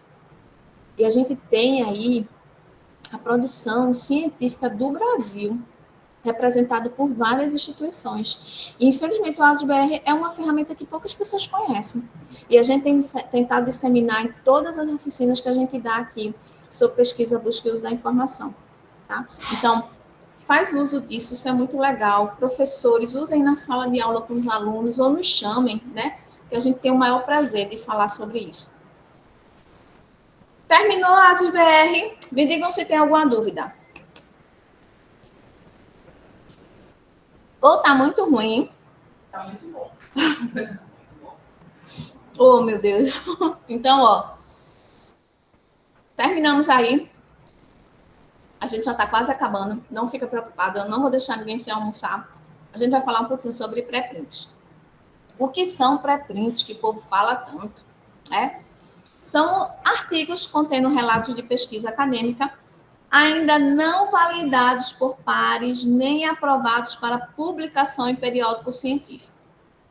fiz o meu artigo, não mandei para revista nenhuma, ou mandei para alguma revista e ele não foi aprovado. Disponibilizado em sistemas de acesso aberto, quero agora disponibilizar ele. Eu posso ir lá e disponibilizar em sistemas de acesso aberto como pré-print. Eles permitem acelerar o processo de comunicação e divulgação de informações. Então, hoje, a gente tem esses sistemas, e aí, eu estou com um artigo lá que eu nunca consegui publicar em periódico nenhum, ou fiz o artigo para publicar como pré-print mesmo, e eu quero submeter em algum lugar, tá? Hoje a gente tem essa ferramenta aqui, Cielo Pré-Prints, tá? Qualquer pessoa pode submeter no Cielo Pré-Prints. E aqui ele diz passo a passo, tá? Quais são os requisitos, tá? Então tem aqui, ó. Prepare. Os autores declaram que os necessários termos de consentimento livre esclarecidos dos participantes ou pacientes na pesquisa foram obtidos, tá? Os autores declaram que a elaboração do manuscrito seguiu as normas éticas da comunicação científica. O manuscrito está sendo depositado em PDF, e aí ele vai dizendo tudo. Os autores concordam que o manuscrito aprovado será disponibilizado sob licença Creative Commons, e essa licença Creative Commons é a licença mais aberta, que é a CC BY. Então, eu estou dizendo aí que qualquer pessoa pode pegar esse meu trabalho, respeitar meus direitos de autor e me citar, mas ela pode, a partir do meu trabalho, fazer um novo trabalho, desenvolver um produto, tá? Mas os meus direitos de autores não vão ser perdidos, tá certo? Então, eu tenho tudo aqui sobre a submissão. E aí, se eu tiver dúvidas, ele vai ver aqui um pré-print. O que é o servidor Cielo pré-print? Quais são essas características? Como o meu documento é avaliado? Funciona muito parecido com um periódico, ele você vai mandar o pré-print, mas tem avaliadores para esse pré-print. Então, eles vão avaliar, tem critérios também, os avaliadores recebem os critérios. E aí, por quê? Porque a Cielo pré-print, ela funciona assim. Ela vai deixar esse documento disponível, vai dar um DOI a esse documento, que é muito importante o DOI, e a gente pode falar do DOI, do ORCID em outras oficinas. O DOI é o identificador digital do objeto digital e ele é muito importante, inclusive até para quando a gente coloca no próprio lápis da gente. Ele vai colocar, você vai submeter esse pré-print, os avaliadores vão avaliar seu pré-print, e se ele tiver ok, ou precisando melhorar alguma coisa e tal, eles vão te dar esse retorno. Uma vez que ele está dentro da Cielo Pré-Prints, algum periódico da Cielo pode se interessar por seu pré-print e querer que você melhore ele para publicar nos periódicos. Entende? Por isso que ele tem tantos critérios também. E também porque ele também não vai estar divulgando um pré-print que não tenha qualidade acadêmica. Então, tudo isso aqui, ó. Ah, Ivane, eu entrei num periódico e ele me indicou meu trabalho não foi aceito, mas ele me indicou eu submeter no Cielo Pré-Prints. E aí é muito legal, porque aí ele está dizendo assim, olha, seu trabalho não foi aceito, mas pode ser um pré-print, e as avaliações do pré-print podem te ajudar a desenvolver melhor o artigo para você publicar depois, tá? Então, o pré-print é sempre uma visão desse relato da pesquisa, mas sem tanto aprofundamento, porque as pessoas, às vezes, querem transformar esse pré-print depois num artigo para publicação. E aí, muitos periódicos trabalham com a questão do ineditismo. Se você colocou tudo no pré-print e publicou, dificilmente você vai conseguir publicar num periódico depois, se for periódico que peça ineditismo. Então, a maioria das vezes, o pré-print é uma parte da sua pesquisa, né? Onde você coloca alguns resultados, algumas considerações, mas você não coloca tudo da sua pesquisa porque você quer publicar depois como artigo.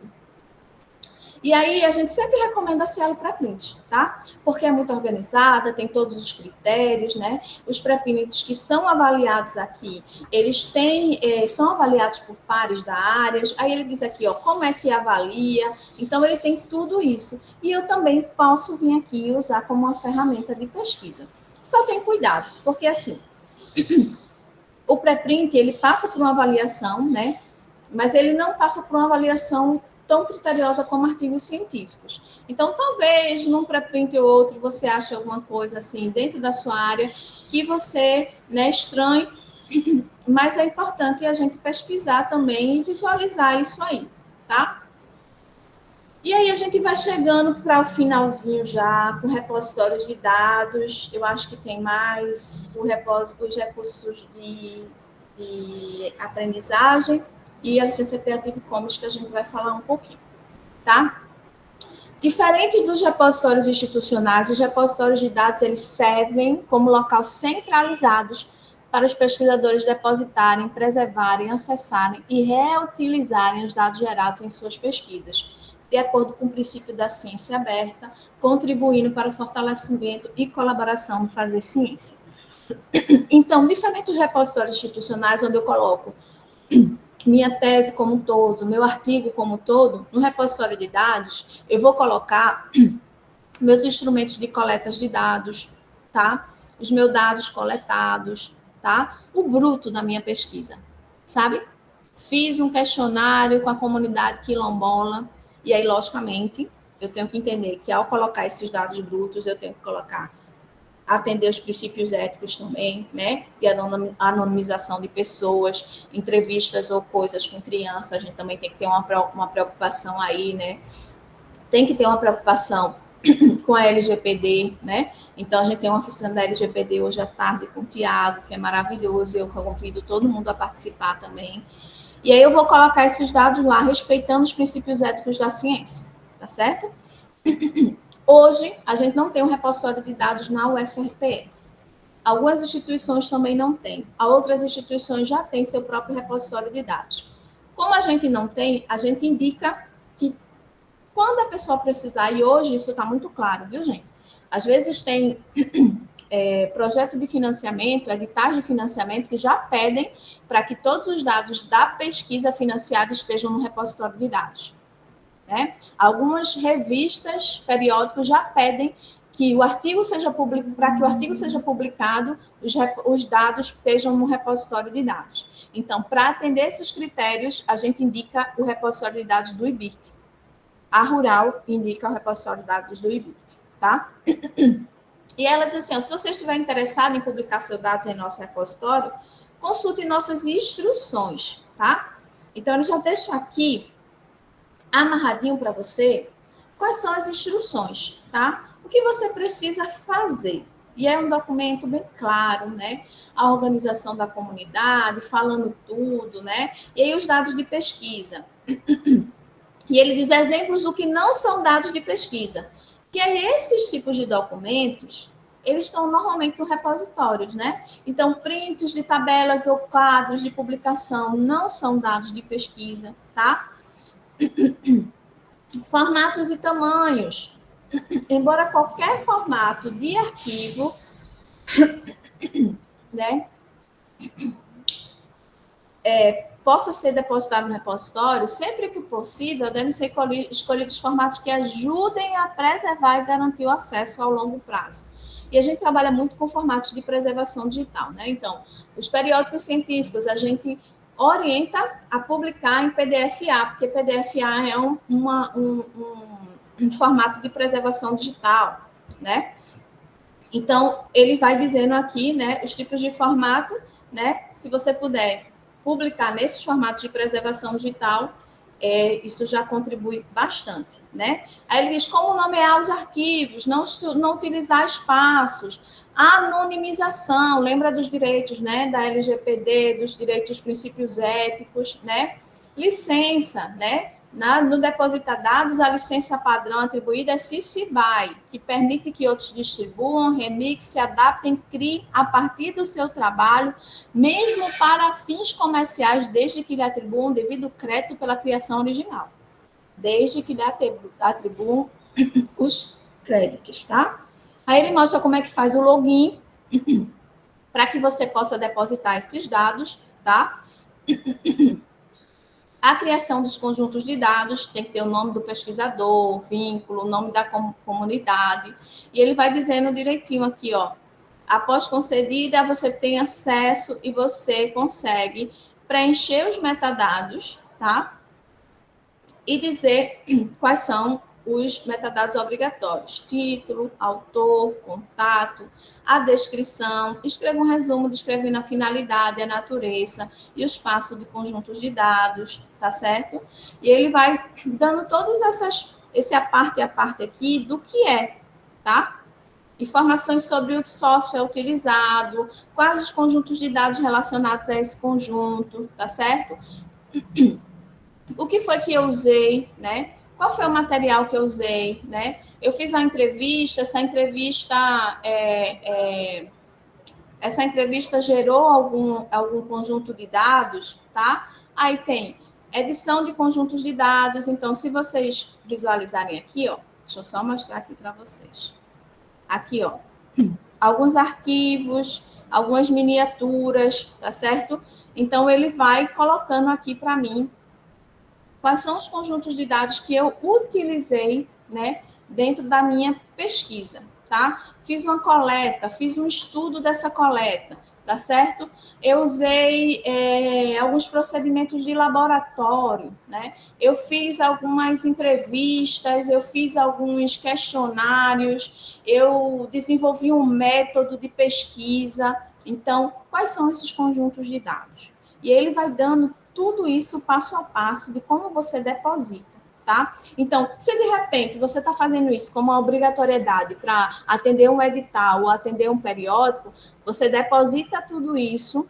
No final do depósito, ele vai dar uma mensagem, vai mandar uma mensagem para o seu e-mail e também aqui dentro da própria plataforma, dizendo que você depositou, você repassa tanto essa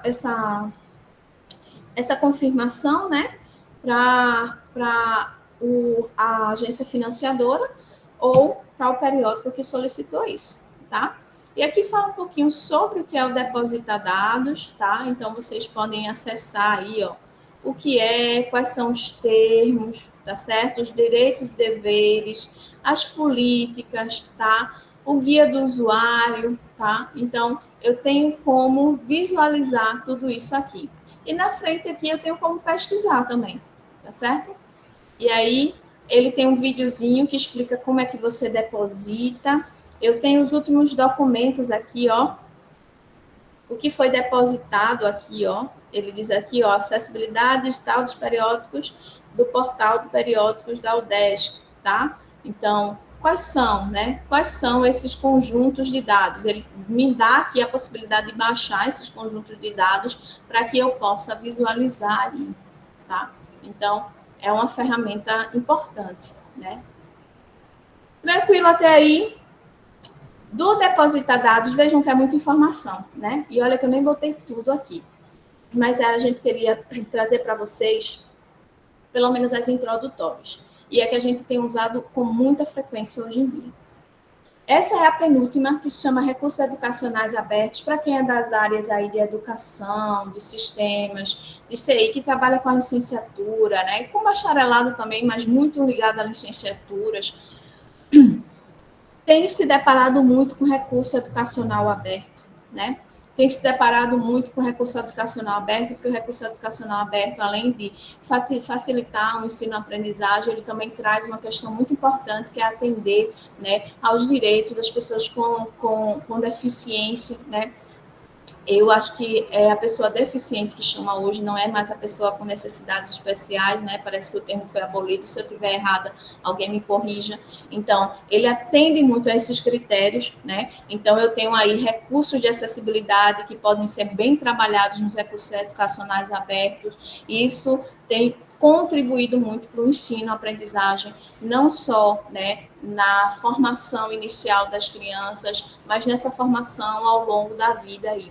Então, a definição mais simples do conceito de recurso educacional aberto, REA, ou em inglês OR, é qualquer recurso educacional, incluindo mapas curriculares, materiais de cursos, livros didáticos, vídeos assistidos na internet, aplicativos multimídia, podcasts e quaisquer outros materiais designados para o uso no ensino-aprendizado, disponíveis abertamente para o uso por educadores e alunos, sem a necessidade de pagar direitos autorais ou taxas de licença.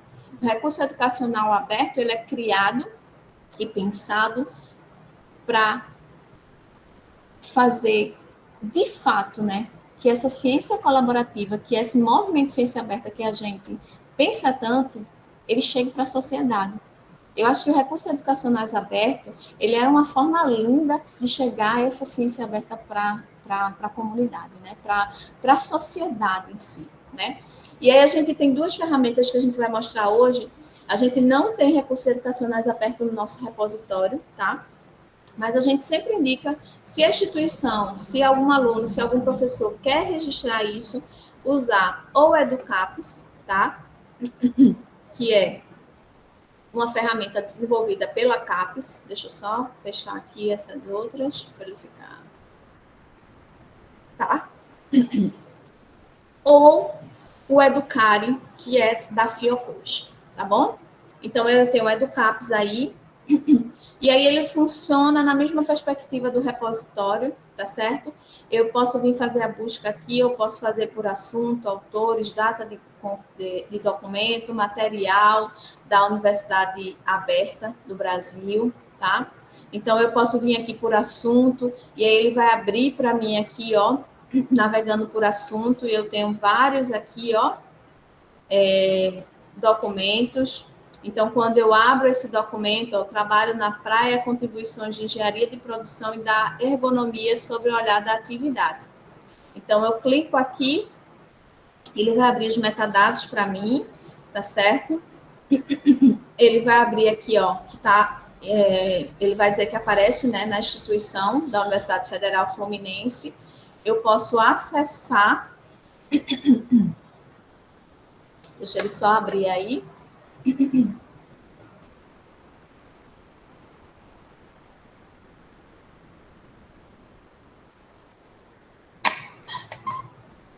Ele está meio lento.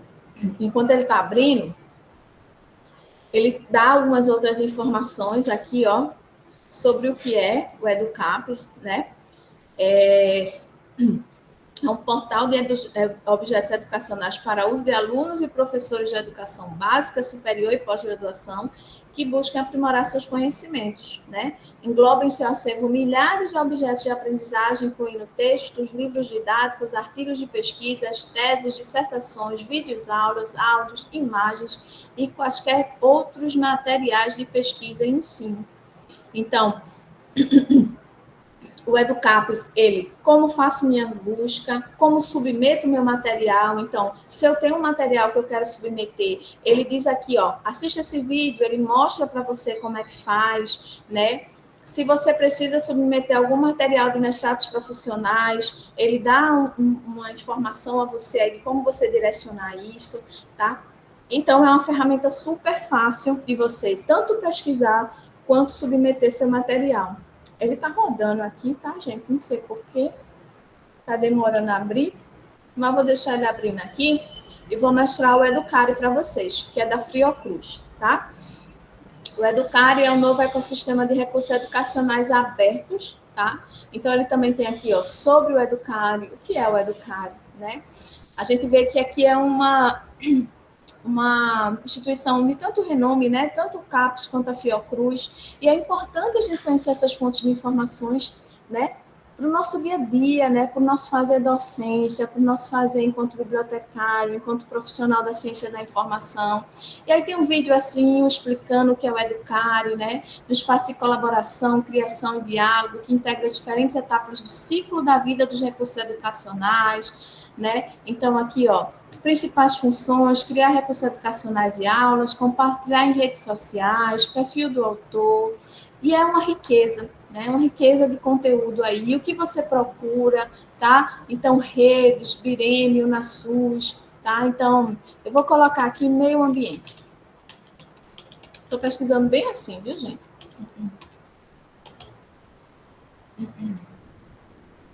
Então, ele vai vir aqui me dar, ó, Sagração do Rio Paraíba do Sul, módulo 5, cada rio uma história, tá? Aí tá dizendo aqui, ó, com a licença que qual a licença que esse material usa, aqui, ó, Creative Commons CC by NC, fala sobre meio ambiente, poluição de rios, materiais educativos e divulgação, desenvolvimento sustentável, conservação de recursos naturais. Aí eu tenho outro aqui também, ó, e ele vai abrindo para mim, olha, ó, o documento, tempo requerido para aprendizagem. Veja que coisa rica, né? Para quem trabalha com isso, né?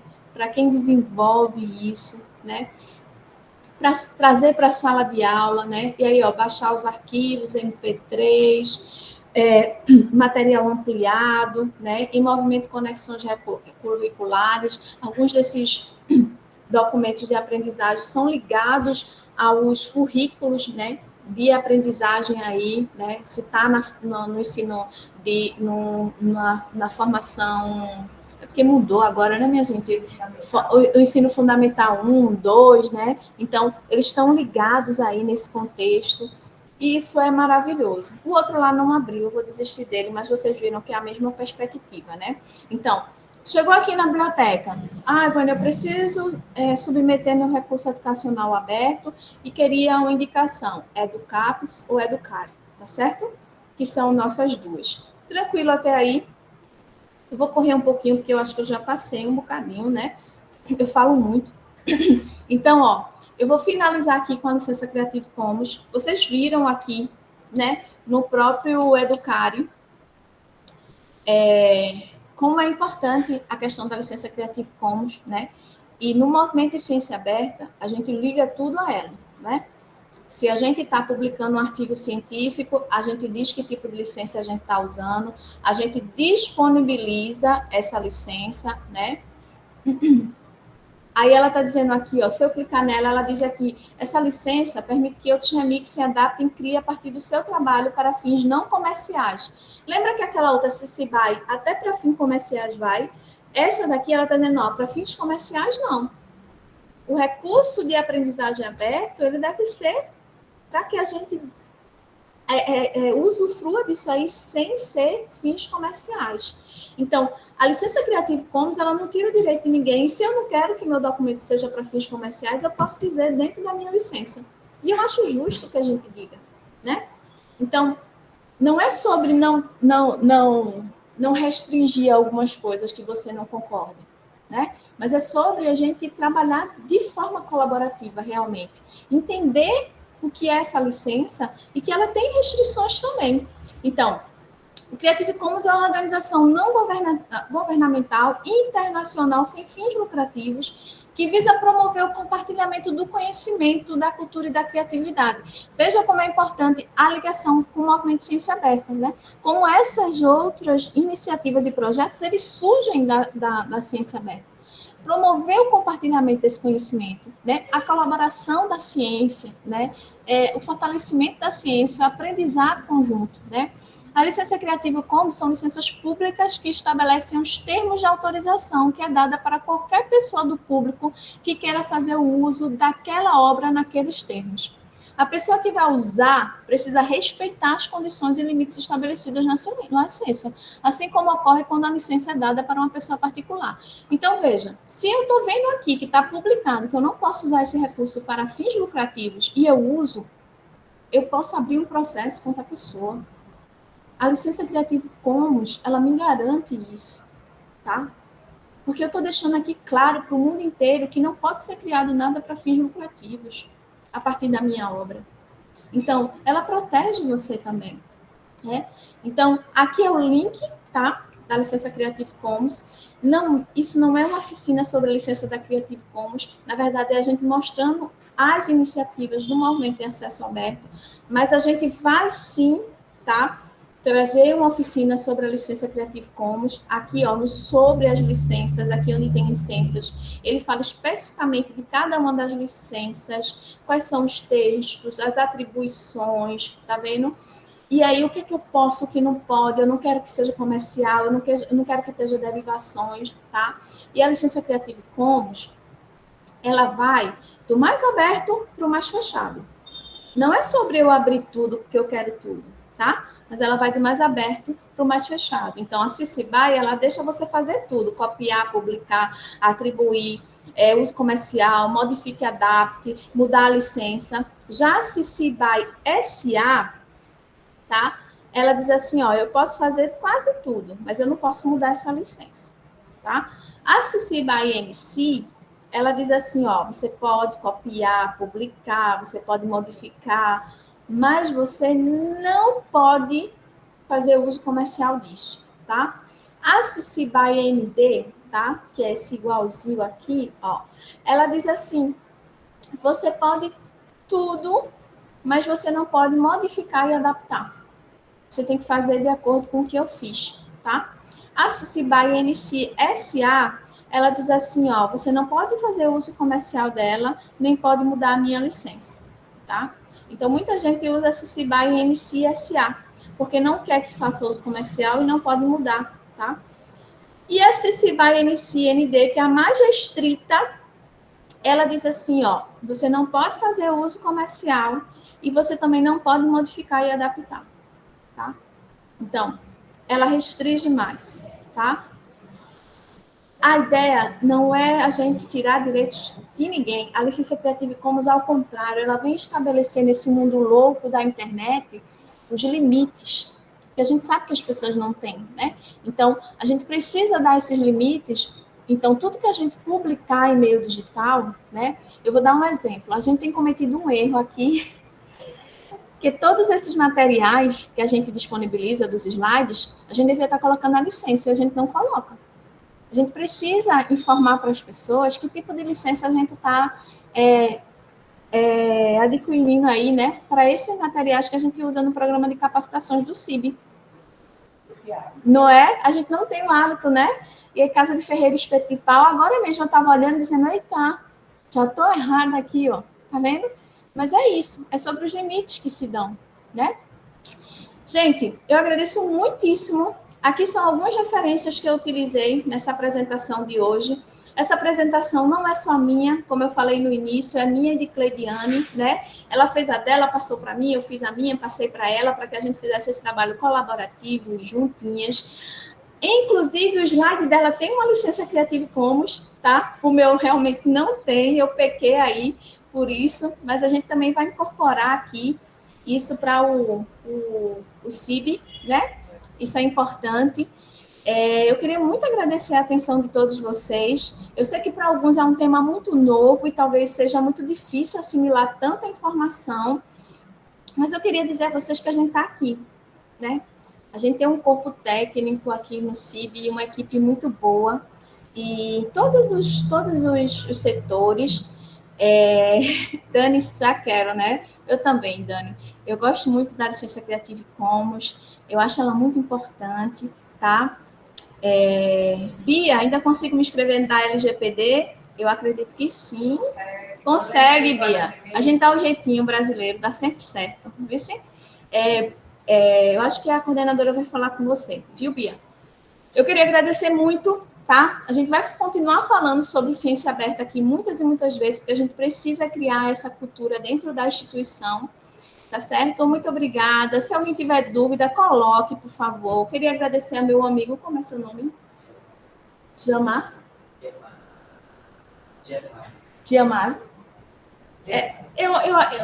Ele é estrangeiro e eu sempre tenho muita dificuldade de dizer o nome dele. Ele sempre me diz e eu sempre erro. Sempre erro, certo? Ele sempre precisa. Germán! Dani me ajudou aqui. Germán. Obrigada, viu, Germán, por comparecer. Se tiverem dúvidas e ao longo do tempo, eu nunca boto meu e-mail, né? Meu Deus, nas minhas apresentações nunca tem meu e-mail, mas é porque é esquecimento mesmo, viu? Mas meu e-mail é esse aqui. Quer tirar dúvida, quer vir conversar, Vânia, eu estou com um documento, eu não sei qual licença Creative Commons colocar, a gente conversa, eu te explico um pouquinho, você decide qual licença Creative Commons que você quer colocar. Vânia, eu quero submeter um recurso de aprendizagem, não estou sabendo, a gente dá um jeitinho, tá bom? A nossa coordenadora de atendimento ao usuário é a Williana, que me apresentou logo no começo. Eu não sou do atendimento ao usuário, embora eu ame muito o atendimento ao usuário, mas não é oficialmente, né, William? Mas eu estou sempre por ali, se precisarem de alguma coisa, tá certo? Um beijo para vocês, muito obrigada. Eu encerro minha participação na segunda edição do programa de capacitações da UFRPE. Não vou dar mais oficinas, mas tem muita coisa boa por aí. Tem Tiago hoje, ainda tem Rose, né? Tem Pato por Deus, que fala sobre acessibilidade, é maravilhoso, viu, gente? Aproveitem, é muita gente boa, tá certo? Quero agradecer mais uma vez o convite, é sempre uma honra estar aqui no programa de capacitações do CIB, e é sempre uma honra trabalhar com ele, que é uma pessoa que eu tenho muita admiração. Cheiro para vocês, viu? Qualquer coisa me procurem. Maria José, fala, lindona. Pode falar. Vai ter lista de presença? A gente vai usar os dados do link e ontem, ontem a gente mandou a avaliação, não é?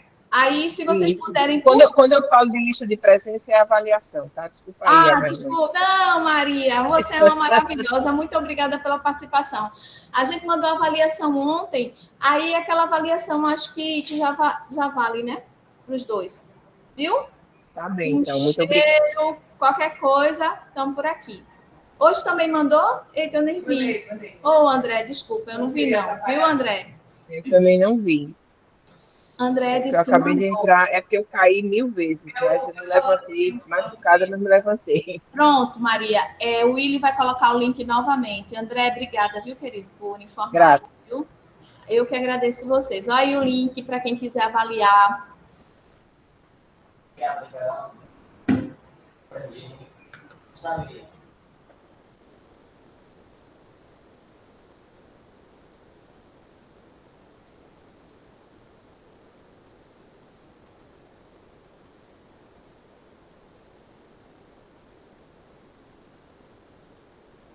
Gente, quem ficou aí? Dá para a gente tirar uma fotinho? Dá para a gente tirar uma fotinho? Quem ficou por aí, conseguem abrir a câmera para a gente tirar uma foto? A gente esqueceu, ó. Aí a perguntou agora. Alguém consegue? Ai, William, eu acho que já foi todo mundo. Não tem problema não.